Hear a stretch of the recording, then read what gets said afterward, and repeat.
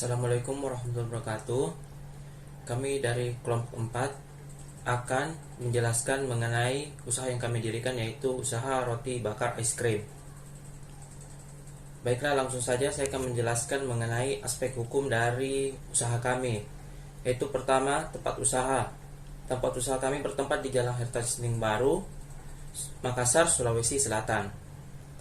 Pemilik usahanya antara lain yaitu saya sendiri, Nurul Aziza, Sakinatul Kolbiah, dan juga Nurul Mawardani.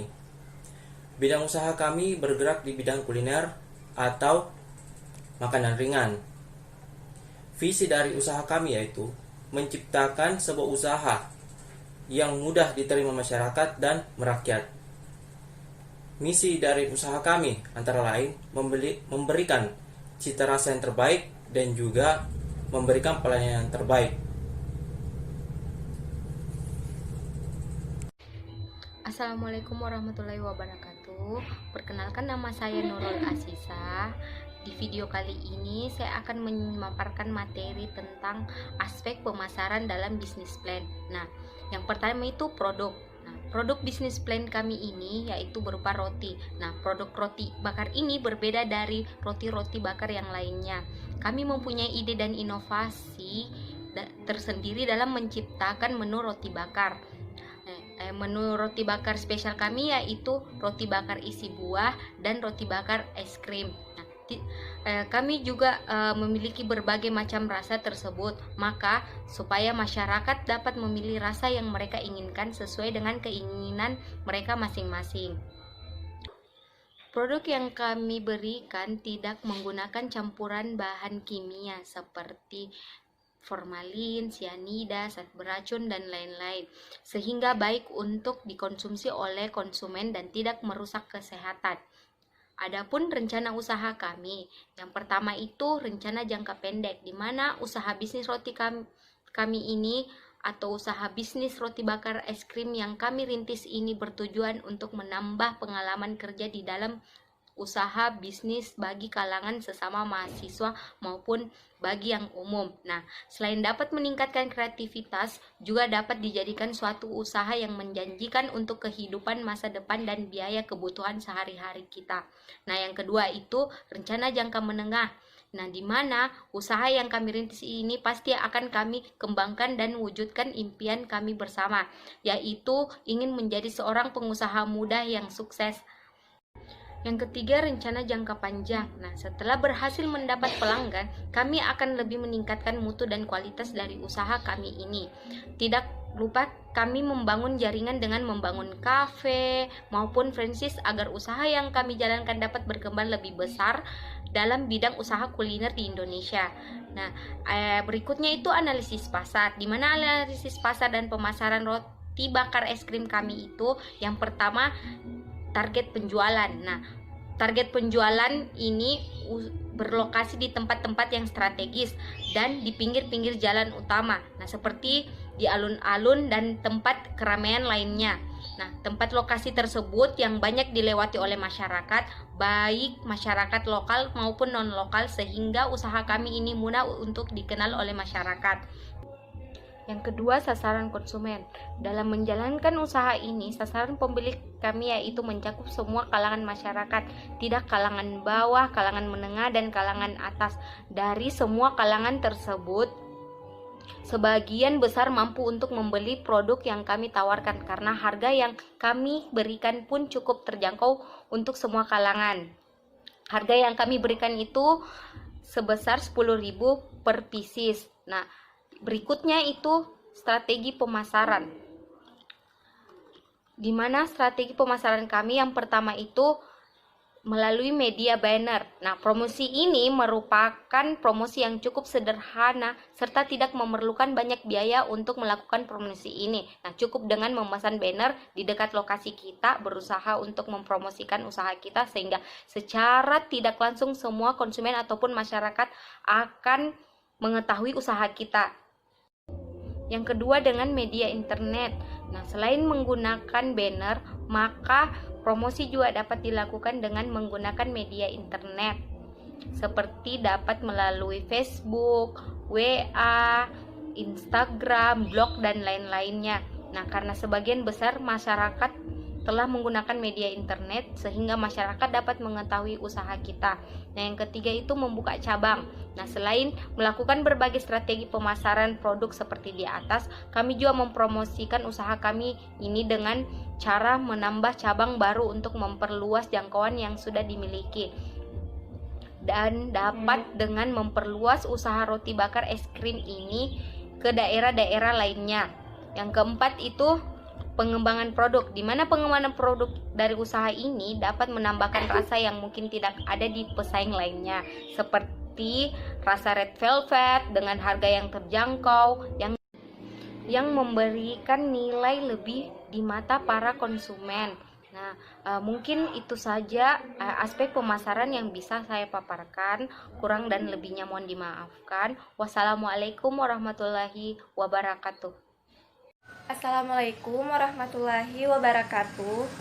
Perkenalkan, nama saya Sakinah Kalbia, NIM 90200117085. Nah, pada video kali ini saya akan memaparkan tentang bisnis plan dalam analisis operasionalnya. Sebelumnya, bisnis plan kami itu usahanya adalah roti bakar es krim. Nah, di sini saya akan menjelaskan analisa operasionalnya.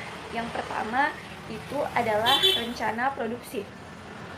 Adapun rencana produksi yang dijalankan itu seperti memperhatikan kualitas, lokasi, dan cita rasa. Kualitas yang kami berikan itu adalah kualitas yang terbaik, dengan terus menjaga dan mengamati bahan-bahan yang kita gunakan agar konsumen tidak kapok atau jerah karena telah membeli produk kita yang memang mempunyai kualitas yang baik itu dari segi bentuk maupun rasanya. Nah, yang kedua itu adalah lokasi. Jadi tempat usaha yang kami rintis ini ialah di alun-alun yang ramai dilalui orang atau tempat kumpul orang-orang, agar konsumen juga dapat dengan mudah mengakses tempat usaha kami. Nah, yang ketiga adalah cita rasa. Jadi, dalam mengontrol cita rasa produk dari usaha kami agar dapat dinikmati oleh para konsumen dengan rasa yang enak dan berkualitas, maka kami melakukan proses yang baik, entah itu dari bahan baku yang akan kita pakai sampai proses pengemasannya yang berlangsung secara berkualitas. Guna mempertahankan cita rasa dari produk kami, dan tak lupa kami menggunakan bahan baku yang memang mempunyai kualitas yang baik, agar para konsumen juga merasa puas dengan produk yang akan kita tawarkan kepada mereka. Selanjutnya adalah analisa pendukung bisnis. Untuk mendukung kelangsungan usaha ini dibutuhkan beberapa elemen-elemen yang terkait di dalamnya. Nah, adapun elemen-elemen yang terlibat tersebut dalam kelangsungan usaha ini yaitu pertama adalah distributor. Agar usaha ini dapat bertahan dan berjalan dengan baik, maka kami melakukan kerjasama dengan distributor bahan sehingga bahan-bahan dari roti bakar es krim ini dapat kita temukan lebih mudah. Distributor yang kami maksud di sini itu adalah orang yang memasok barang-barang yang kami butuhkan, seperti penjual roti maupun toko bahan baku yang menjual segala bahan baku yang kami butuhkan dalam pembuatan roti bakar es krim ini. Nah, yang kedua itu adalah pelaku bisnis tersebut. Dalam bisnis jual roti bakar es krim ini, kita tidak memerlukan sumber daya manusia yang ahli dan skill yang khusus seperti sarjana dan lain-lain. Akan tetapi yang diperlukan adalah orang yang mau bekerja secara tekun atau telatan, sabar, kerja keras, dan orang yang cukup kreatif, karena bisnis itu tak cukup hanya dengan bekerja keras, tapi kita juga memerlukan pemikiran-pemikiran yang kreatif atau ide-ide cemerlang yang mampu membuat usaha kita semakin berkembang dan tetap bertahan. Nah, yang ketiga itu pelaku bisnis lainnya. Kita pun harus memiliki hubungan baik dengan pelaku bisnis lainnya, karena apabila kita tidak mempunyai hubungan baik, maka bisa saja usaha kita tidak disenangi sehingga dapat terjadi hal-hal yang tidak diinginkan ke depannya. Nah, yang keempat itu pengelola tempat. Dalam bisnis yang akan kita jalankan, tentunya kita harus mempunyai izin dengan pengelola tempat yang akan kita jadikan sebagai lokasi berbisnis. Tentunya jika kita sudah mempunyai izin yang cukup, usaha yang kita jalankan pun tidak berjalan dengan rasa kekhawatiran dan akan menimbulkan rasa aman bagi pelaku usaha maupun konsumen. Selanjutnya itu adalah analisa SWOT. Analisa SWOT yang pertama itu adalah strength atau kekuatan. Kekuatan dari usaha kami itu adalah mempunyai ciri khas menu yang berbeda dengan usaha roti bakar yang lainnya, yaitu roti bakar buah dan roti bakar es krim. Tempatnya strategis dan mempunyai cabang di mana-mana. Selanjutnya itu rasanya cukup enak, harganya cukup murah, terjangkau, pelayanannya yang memuaskan, rapi dan bersih. Selain digunakan untuk roti bakar, berasal dari buah segar dan tanpa pengawet karena dibuat sendiri. Nah, yang kedua itu adalah weakness atau kelemahan. Jadi kelemahan dari usaha kami ini yaitu adalah tidak cocok bagi orang yang tidak suka roti, buah, ataupun es krim. Kelemahan yang selanjutnya itu adalah kurang modal untuk memulai usaha dan juga harga bahan baku yang kadang tidak stabil. Nah, yang ketiga itu adalah opportunity atau peluang. Peluangnya itu adalah digemari sebagian besar masyarakat. Ciri khas menu yaitu roti bakar menjadikan usaha ini sangat menjanjikan. Cabang yang semakin banyak membawa konsumen yang mudah mendatanginya dan juga budaya masyarakat yang konsumtif. Yang terakhir itu adalah threat atau ancaman. Jadi ancaman dari usaha kami itu adalah banyaknya saingan di luar sana. Nah, selanjutnya itu adalah harga bahan baku yang sewaktu-waktu bisa naik, sehingga dapat menyebabkan kenaikan harga roti bakar yang mungkin dapat mengurangi pembeli. Nah, dan yang terakhir itu adalah bila hujan turun, maka orang menjadi malas keluar rumah sehingga pembeli tidak begitu banyak atau jarang yang datang. Baiklah, sekian materi tentang analisa operasional dan bisnis plan yang saya bawakan. Kurang dan lebihnya mohon dimaafkan. Assalamualaikum warahmatullahi wabarakatuh. Bismillahirrahmanirrahim. Assalamualaikum warahmatullahi wabarakatuh. Perkenalkan, nama saya Nurul Mawardani dengan NIM 90200117078. Di sini saya akan mempresentasikan terkait dengan analisis keuangan dari proposal bisnis yang kami buat. Adapun yang paling pertama akan saya bahas yakni modal awal. Nah, modal awal di sini kami gunakan untuk membeli peralatan usaha.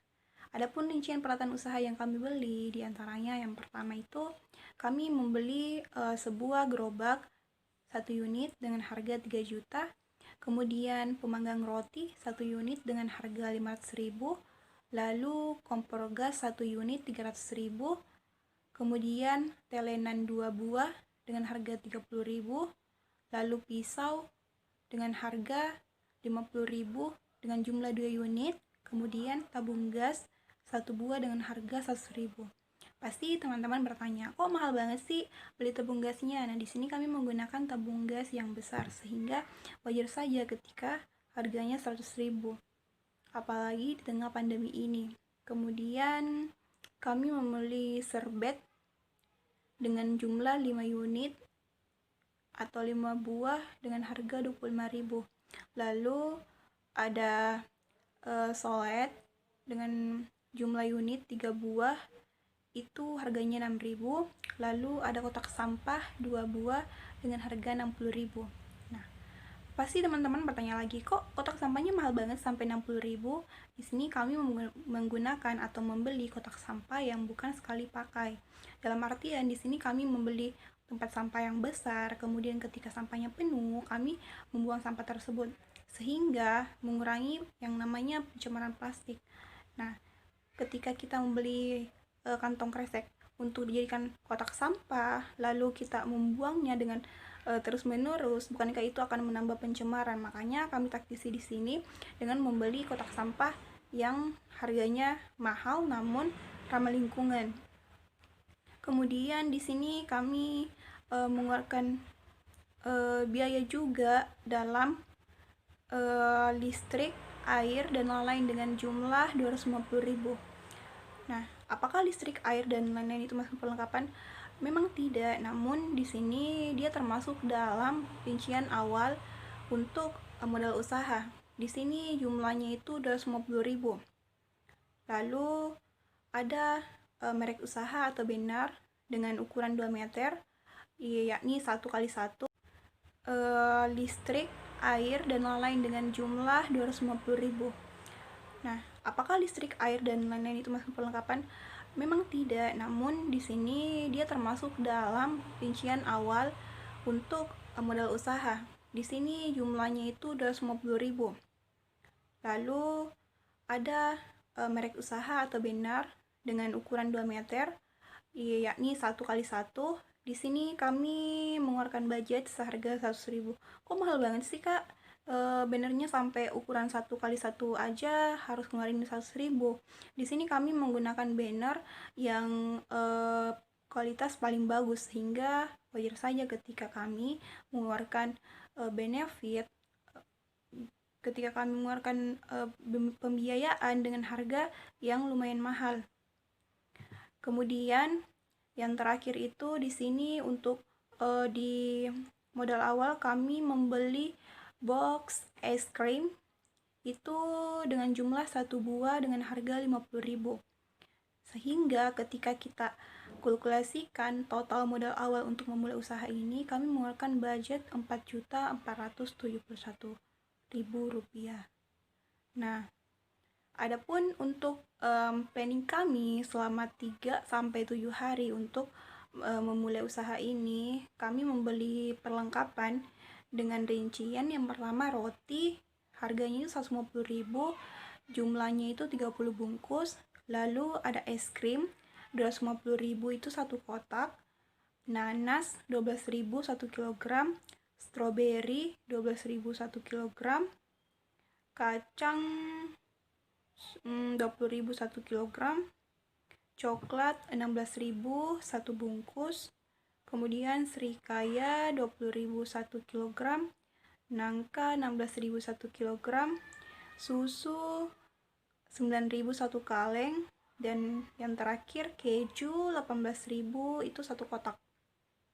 Sehingga total untuk perlengkapan dalam usaha 3-7 hari ini kami mengeluarkan budget 553.000.